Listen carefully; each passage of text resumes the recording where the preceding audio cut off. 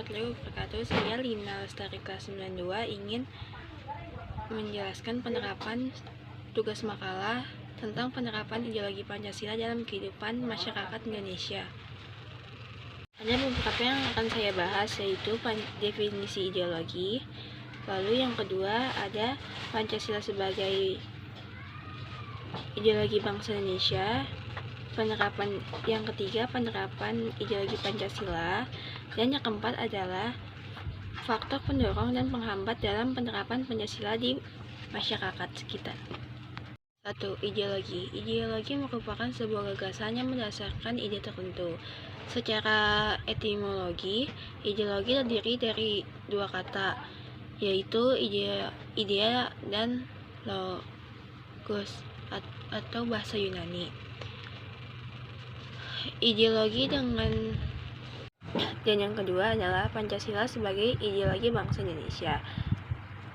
Pengertian ideologi merupakan sebuah pemikiran atau kepercayaan yang dimiliki oleh banyak orang dalam suatu negara atau kelompok, memiliki tujuan dan pendapat membimbing orang tersebut dalam menjalani kehidupannya. Ideologi Pancasila berdiri bermakna pedoman pemikiran masyarakat Indonesia, yang dimana pemikiran tersebut didasarkan pada Pancasila sebagai basis pemikiran.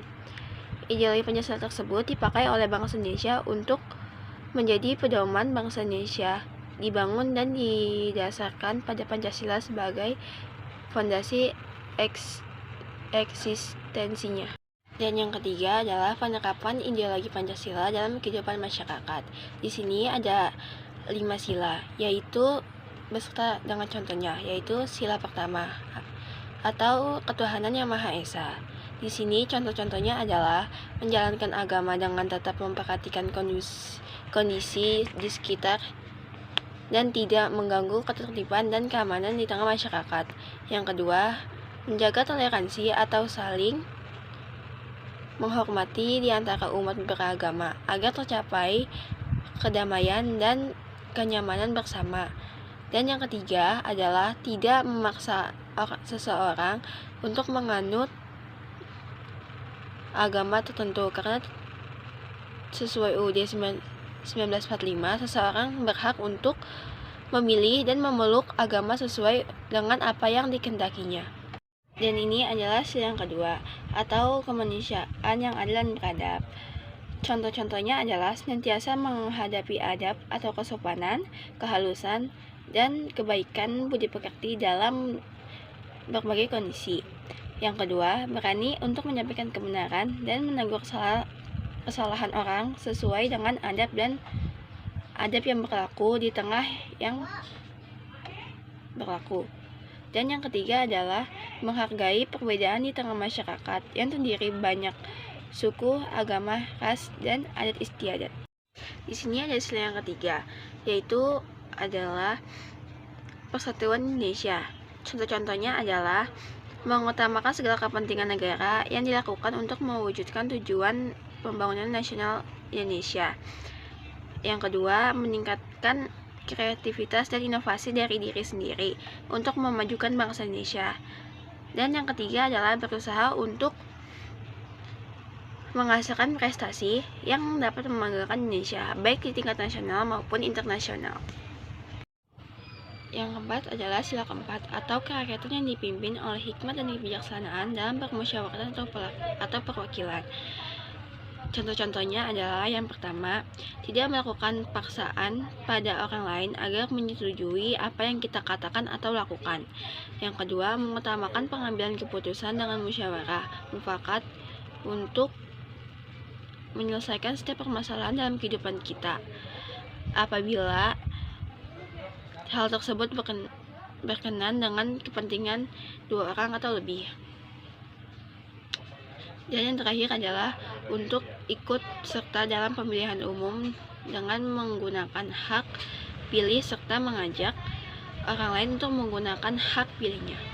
Di sini ada sila terakhir atau sila kelima, yaitu keadilan sosial bagi seluruh rakyat Indonesia. Contoh-contohnya adalah seperti bakti sosial, donor darah, konser amal, dan lain sebagainya. Yang kedua, menghargai karya atau hasil ciptaan orang lain.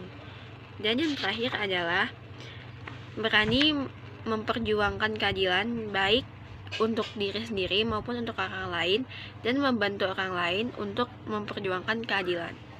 Di sini juga ada penerapan Pancasila dalam bidang pemerintahan. Di sini yaitu ada 4. Yang pertama adalah penerapan dalam bidang politik. Di sini ada salah satu contohnya, yaitu memposisikan rakyat Indonesia sebagai subjek dalam kehidupan politik, bukan hanya sebagai objek politik penguasa semata. Dan yang kedua adalah penerapan dalam bidang ekonomi. Di sini contohnya adalah mengembangkan sistem ekonomi kerakyatan dan kekeluargaan yang ditunjuk untuk mencapai kesejahteraan rakyat secara luas. Dan yang ketiga adalah penerapan dalam bidang sosial budaya. Contoh di sini salah satunya menciptakan sistem sosial budaya yang beradab melalui pendekatan manusia secara universal. Dan yang terakhir adalah penerapan dalam bidang pertahanan dan keamanan. Contohnya adalah pertahanan dan keamanan harus mampu menjamin hak asasi manusia, persamaan derajat, serta kebebasan manusia. Ini adalah materi yang terakhir, yaitu faktor pendorong dan penghambat dalam penerapan Pancasila di masyarakat. Yaitu faktornya ada 2, ada faktor pendorong dan penghambat. Dan yang akan kujelaskan yang pertama adalah faktor pendorong penerapan Pancasila di masyarakat Indonesia antara lain ada 5, yaitu 1. Pendidikan atau pengetahuan sangat besar pengaruhnya terhadap pemahaman kita untuk memahami arti fungsi dari Pancasila. Yang kedua, lingkungan hidup dengan halnya pendidikan. Lingkungan juga mengaruhi pada pembentukan jiwa Pancasila yang kita pelajari.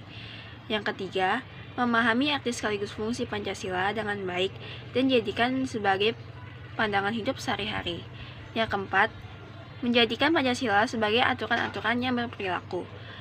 Dan yang terakhir, yang kelima adalah mampu menciptakan rasa kebersamaan dengan cara tolong-menolong untuk mencapai hubungan yang lebih romantis. Dan yang kedua ada faktor penghambat, yaitu juga ada 5, yaitu adalah 1. Berkurangnya nilai kekeluargaan. Yang kedua, kurangnya sikap gotong royong. Yang ketiga, adanya tegang rasa antar sesama.